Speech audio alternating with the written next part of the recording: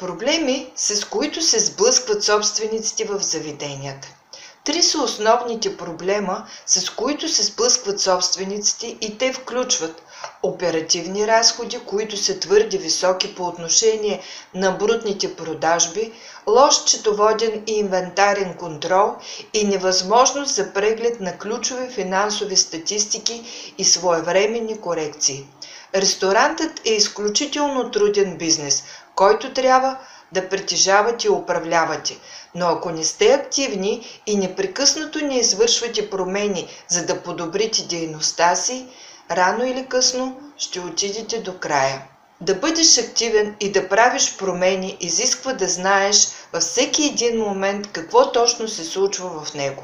Това знание се придобива до голяма степен чрез своевременна и системна информация по седмици, по дни, по месеци и година. Високи разходи. Както обясних, ресторантите често работят на много ниски маржове на печалба, защото интензивните разходи за труд и храна обикновено са между 60 и 70% от брутните продажби. За разлика от фиксираните разходи, собствениците на ресторанти могат да контролират тези проценти чрез намаляване на разходите, смяна на марката, намаляване на разходите за труд, намаляване на порции или повишаване на цените в менютата. Ако променливите разходи за труд и храна надхвърлят 70%, тогава всеки ресторант може да има проблеми. Какво можем да направим? Проактивно управление може да намали разходите за труд чрез по-ефективно планиране на броя на служителите и на тяхното работно време. Отпадъците и кражбите се превръщат в истински проблем в ресторантите, където много служители имат право да се хранят или служителите не успяват да вземат и да подготвят поръчките на клиентите бързо и точно. Контролът на порциите е критичен, поради което франчайзът на ресторанти обикновено успява повече, поради строгия контрол на размера на порциите. Одитите на персонала могат да идентифицират готвачи, които правят твърде много грешки, или служители, които правят прекалено много почивки и не успяват бързо и ефективно да изпълнят поръчките на клиентите. Кръстосаното обучение позволява на собствениците да намалят персонала по време на слабите часове. Неуспех при прегледа на отчетите. Финансовите отчети са инструмент за управление, но не могат да работят, ако собствениците и менеджерите не ги преглеждат или не ги разбират. Ежедневните и седмичните доклади могат да покажат кога разходите за труд или храна стават прекалено високи, да забележите необясними загуби на хранителни продукти, да разпознаят когато храната на служителите струва прекалено много и да определят как отстъпките и допълнителните ястия влияят на рентабилността. Собствениците на ресторанти често не успяват да актуализират редовно резултатите си за позиции, за да отчитат увеличението на цените на стоките. Собствениците на ресторанти обикновено нямат IT специалисти или анализатори, които да забелязват проблеми, така че те трябва да развият умения за работа с информация, която предоставят отчетите. Финансовите умения са също толкова важно за ресторантьорите, колкото и кулинарни и управленски умения, а неопитните собственици могат да делегират тези задачи на квалифицирани счетоводители, адвокати или софтуерни специалисти за управление на ресторанти. Малък и голям брой ресторанти са изправени пред същите финансови предизвикателства, както и всички други предприятия в България. Освен това обаче ресторантите се сблъскват с уникални проблеми, свързани с развалянето на храната, пропиляна храна от служителите, които ядат на работното място, кражби и други. Доброто финансово управление забелязва тези тенденции и проблеми преди те да станат непреодолими. Система за точки на продажба. Една добра система за продажби ще сведе до минимум лошата комуникация между кухнята и предната част на заведението, т.е. между готвачи и сервитьори. Тя ще предотврати кражбата от служителите, ще задържи служителите да идентифицират кои елементи от менюто се продават и кой ги продава, дават възможност за ежедневни промени в цените, помагат за създаване на програми за стимулиране на служителите и са важен фактор в инженеринг менюто. Контрол на излизането на храна от кухнята. Подходящия контрол върху храната, излизаща от кухнята, ще помогне да се гарантира, че всички получени артикули се отчитат или таксуват, което е основната функция и значение на системата за продажба на стоки. Обобщена разбивка по елементи от менюто, сървъра и периода от време. Значението на подробна информация за продажбите е да се разбере какво, кога и кой го е продал и защо продажбите са такива.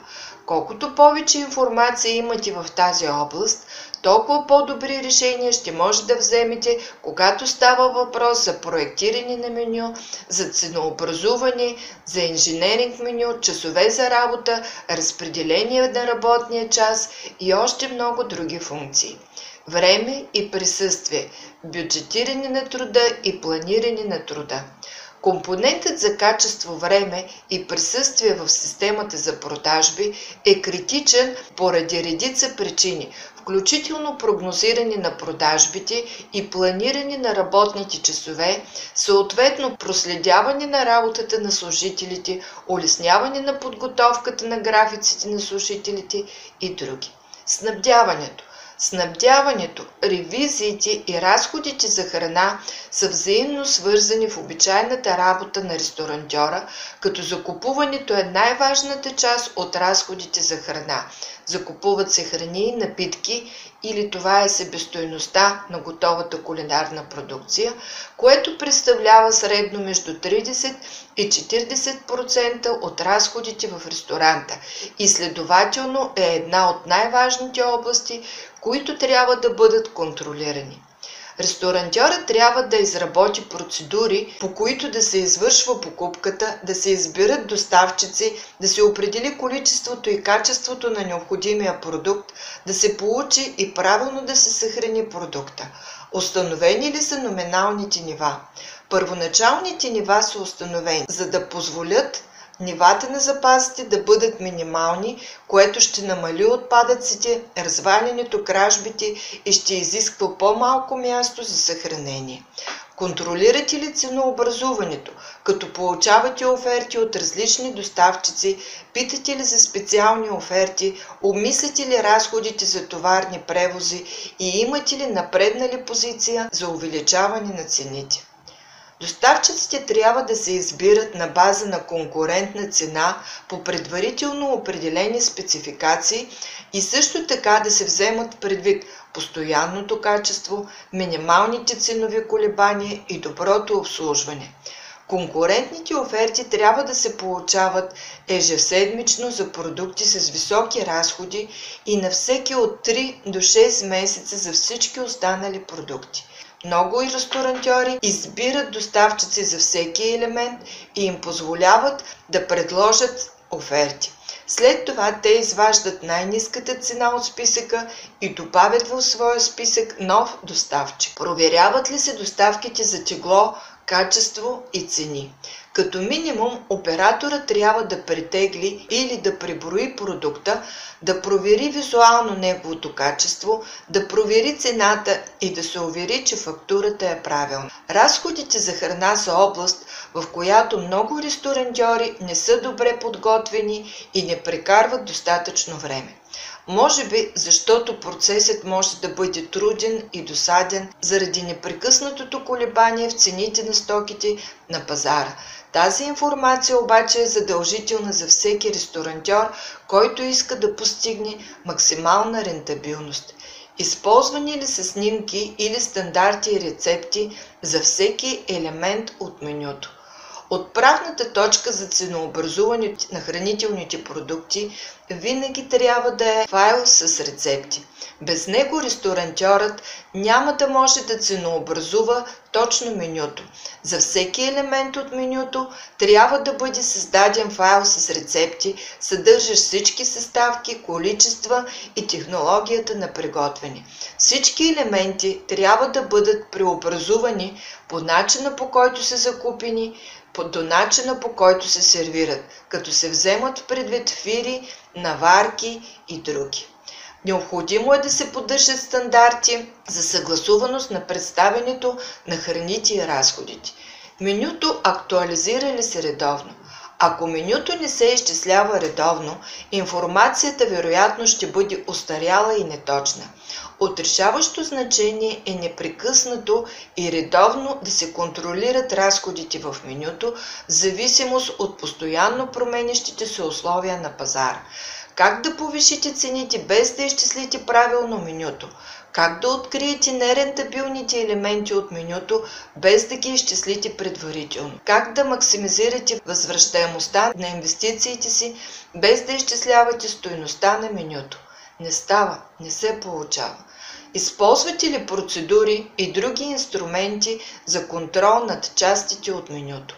Входящия контрол е неразделна част от контрола на разходите за продукти. Добрият ресторантьор обучава служителите по отношение на важността на контрола и често използва процедури, включително тегляне на продукти, използване на подходящи приспособления за сервиране, наблюдава как те се сервират и използва снимки за всеки елемент от менюто. Знаете ли как да направите вашето ценообразуване, като го сравните с вашите конкуренти? Преди ценообразуването на менюто има много други фактори, които трябва да бъдат разгледани, включително ценообразуване на конкурентите.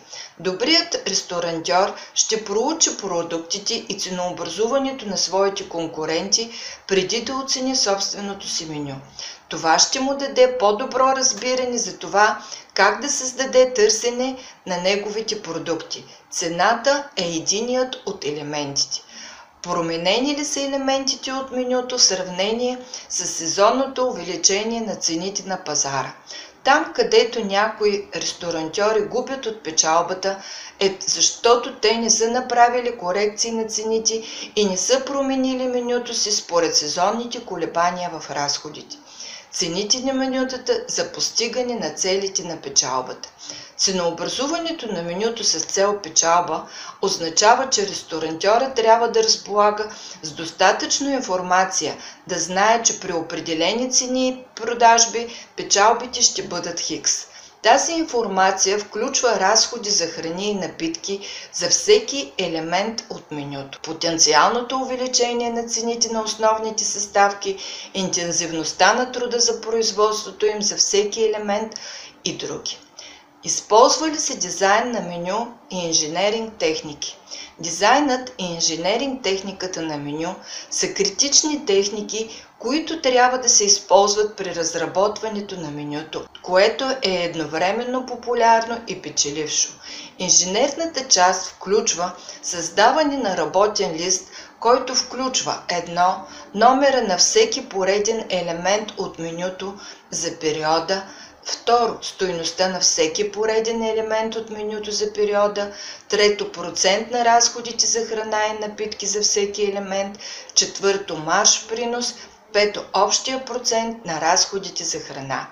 След това менюто се разделя на 4 групи. А. Храни, които са популярни и печеливши.